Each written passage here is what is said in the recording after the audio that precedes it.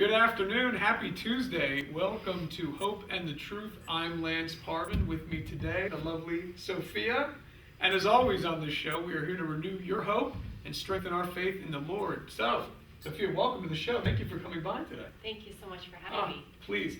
I've wanted to have you on for a while because you have a lot of different things going on. Well, it's an honor. Oh. So the first thing I want to talk about is your business in town. Okay. And the reason that Sophia and I know each other, she is a dance instructor. And an amazing one because I've actually taken dance lessons from her, so I can speak from experience. So Nice. let's talk about your company. What is Okay. your company's name? So it's Sophia and Sapphire, and we teach people in the community how to dance, ballroom, Latin, swing, and actually utilize those skills for health and wellness and go out into the real world and enjoy dancing as a hobby. I think that's great. And why don't we talk about some of your experience dancing? Because you're not just someone who's like, I'm going to start dancing. You actually have some experience competing.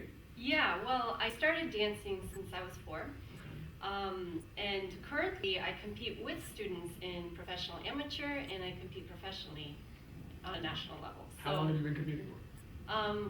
A few years, maybe 5-6 years. Okay. I started the career path of competition. Yeah. It takes a lot out of you, a lot of stress, a lot of training every day.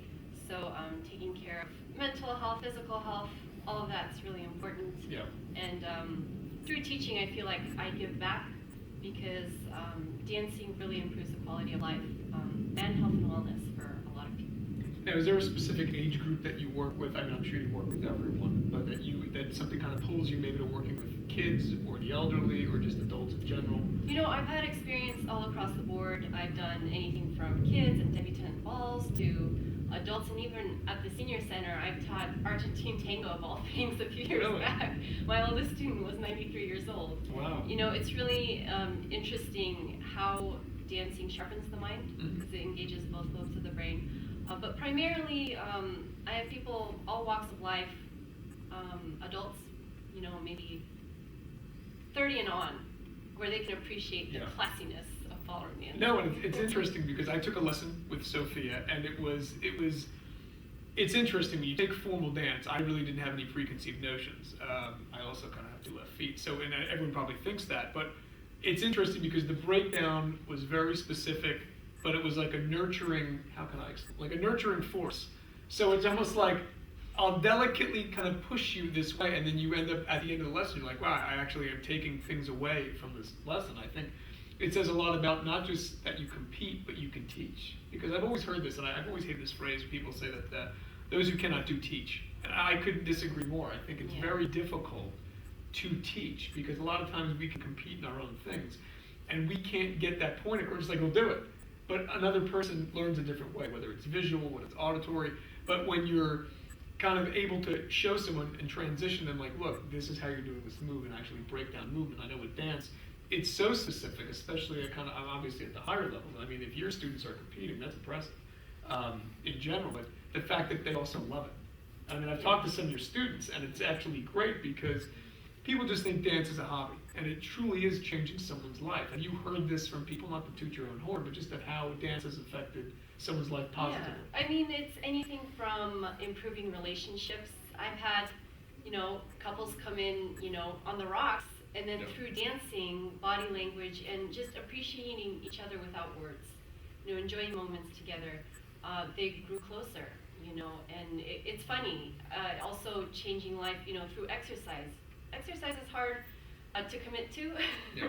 And exercise goals also hard to tackle, but when you do something fun and that resonates with your soul, when music's involved, you're literally engaging all senses, right? There's the visual, the auditory, the physical, and it's a whole body experience. So yeah, I mean, improvement in life all across the board. You know, it's also anti-aging. There was a study done, 20-year study, of seniors participating in all sorts of activities: chess, running, bicycling, reading, learning a new language, and ballroom dancing was the only one that warded off dementia by 76%. Really?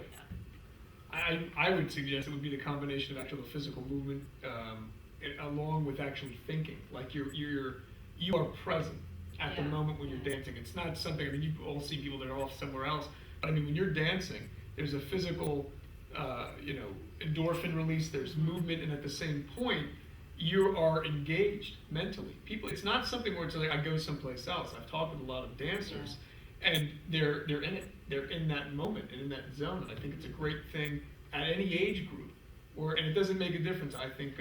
Do you work with people that have mobility issues? Yeah, I have, and I also cross-train. Okay. I have a lot of athletes come to me. I have one right now. He's broken 48 world records in deadlifting and powerlifting. Wow. Yes. And he wants to cross-train with ballroom dance. You know, as you can see, the two are quite dissimilar, but having both components in your training adds so much. Have you had that crossover with other sports as well, coming to you? Yeah, I've had tennis players, all sorts of different athletes, even runners. A lot of people get stiff with their athletic hobbies, and dancing through the range of motion and also moving the body in ways it's never moved before. And I actually wanted to touch on something that you said earlier, that people come into learning to dance not really knowing if it's for them or if they're going to be good at it or how are they going to learn. And yeah, being a good teacher is extremely important, breaking it down, but making it make sense to that person.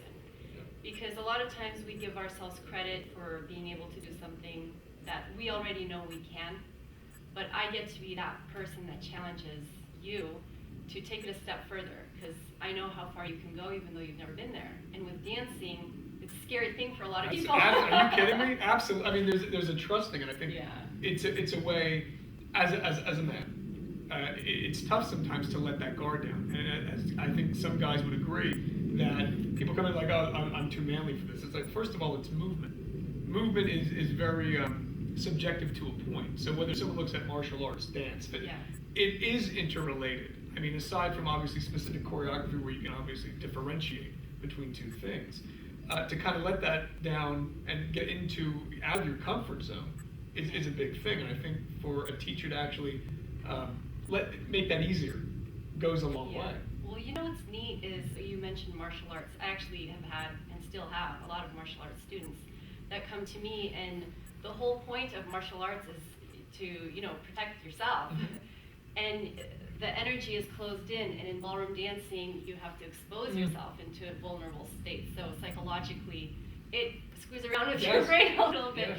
But it allows you to experience these feelings that you will never allow yourself to experience, and the trust that it takes to hold yourself here and expose your neck, in your dance frame. There's a vulnerability. I mean, what I definitely got from it was not just the different change in how you move, but also a combination of a structure and a fluidity, to where there's almost like a freestyling aspect. At the same point, there can be structure and these things coexisting at one time, and that's a lot.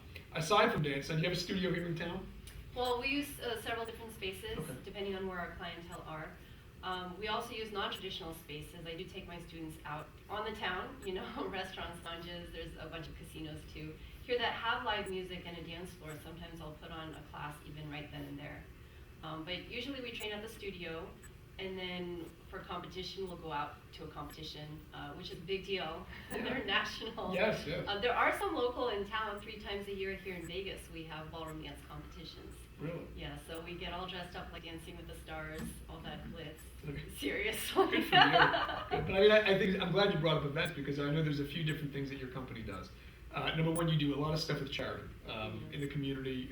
We've done different events. You've worked with our charity firsthand, where if they're integral partners where you guys are working together, what will end up happening is you can actually have a dancing event and raise money for a good cause, which I think is great. And I think how many teachers go out with the students as a group to places to actually apply what you're learning? I think that's impressive, because it's one thing when you're in the comfort of the studio, in the comfort of your home. It's another thing when you actually take them into the field and say, here you go. Because that's when you actually truly know that you're learning, rather than just assuming you get home like, oh, I want to show you something. Like, I can't remember it. But I mean, going out into the field, I think that's what a great idea, what a great concept. I've never really heard of many people doing that. We're scheduling or like they'll schedule a night, but you're doing this, how consistent are the nights out with the groups of Well, students? I mean, it varies also with the group classes, as the year goes on, we have more or less depending, but the group classes beef up and I get requests, to learn certain dances, and then I hear about different events in town that might be playing that specific music, where I know we can go swing dancing here, so for that month we'll learn swing, or we're learning waltz because there's a waltz event or Yeah. something like that. That's great. Yeah, but what you said about execution, performance, that pressure that people really don't like. You put yourself out there, you're doing dance, which you're not great at if it's a new hobby, and lots of people are there judging. Yeah. But there's something to be said. You have to make split-second decisions on the dance floor, maneuvering, musicality, your partner. That the excitement of dance becomes very visceral, and that's what's exciting about it. Well, I bring people on the show, not just because you're doing amazing things in the community, but the dynamicness of the guests. And you've actually done a lot of charity work, both here and overseas. You mind talking about just some of the Sure. charity work, some of the places Sure. you've been and visited? All right. Well, a big one is Peace Corps. Okay, that's one. Went to Ukraine and I got assigned to teach English as a second language at a community, village with not everyone has the electricity, not everyone has the means. Most kids don't go on to high school, Yeah. So that was an experience where I was able to give back and show them a different perspective on what's possible to create in the world and in their own life. It kind of taught me my own lesson, because after coming back from the Peace Corps, I was like, I live in a country where I can make any dream happen, and dancing has been my dream my whole life. I just had a little issue with it because I didn't know exactly how to give back using dance, but now my dream has manifested where I do it and I get to give back to the community. Do you find your faith was a driving force both in the charity work that you've done and now your current business? Yes, I mean, I went to the Peace Corps solely because I felt like I was done with school, I was young, I was healthy, and it's time to give back. Good for And you. so it was 2.5 years of giving back. Yeah, I think it's great. I mean, number one, you get amazing experience in the world, Yeah. and you start to see what's actually happening, and then you really have an appreciation. And we find that we only complain when we have access, and then you start to see how the world works, and you go, okay, I'm grateful and thankful. How can people get a hold of you? How can they contact you? Well, they can check out the website or What is the Google website? Sophia in Sapphire. Okay. So Sapphire has two P's. Sapphire. Okay. Okay, so sophiainsapphire.com. Also, you could give me a call. It's 702-907-7002. I have events all the time. I'm at the studio every day, so people can walk in and meet me or ask me a question if they want to get involved. Well, I think that's great. Thank you so much for coming by today. If you don't mind staying, we're going to do news you may not have heard about in a few minutes when we come back. As always, thank you. If you want to contact sophiainsapphire.com, we will also post a link. So if you want to contact, amazing instructor, and I speak because I've gone to at least one lesson. And what's funny is that it did change it. I didn't know what to expect, which is always the way to go in, just open-minded. So we'll be right back.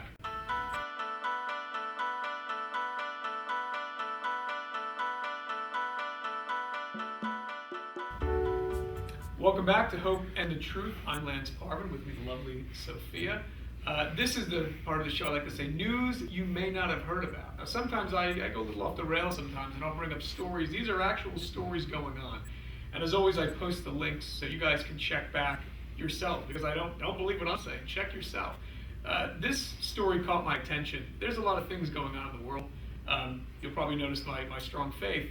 I'm going to read you a little bit of scripture first. It's going to match up to the story that we're going over today. So this is Hosea chapter 4, verse 2 and 3. Okay?